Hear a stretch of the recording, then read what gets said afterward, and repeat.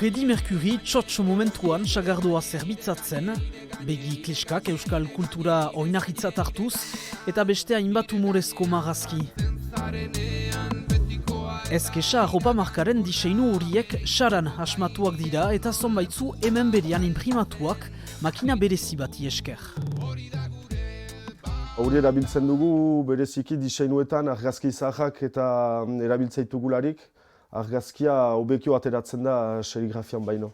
Gero beste diseinu batzuk serigrafian egite ditugu, eta horiek edo miahitzen, edo irunen, edo lesakan egin arazten ditugu.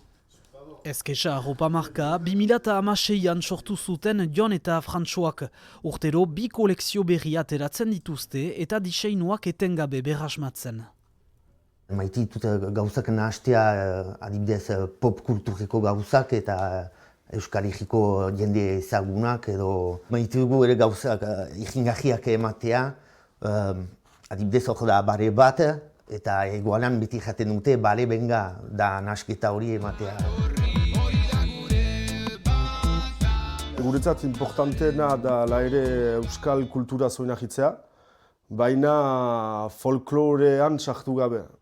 Ezkesa markaren espiritua margolan handi batean sendi daiteke, saran duela 3 urte ideki duten dendaren paretetan. Gaur egun 4 langile kondaditu taldeak eta jantziak banatzen Euskal Herri guzian.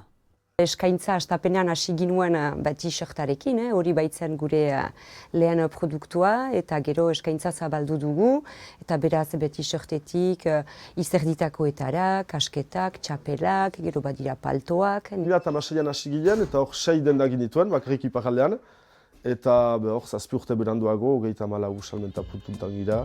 Bere bidea segitzen du Ezkesa markak, bere izenak dion bezala, sobera arrenguratu gabe.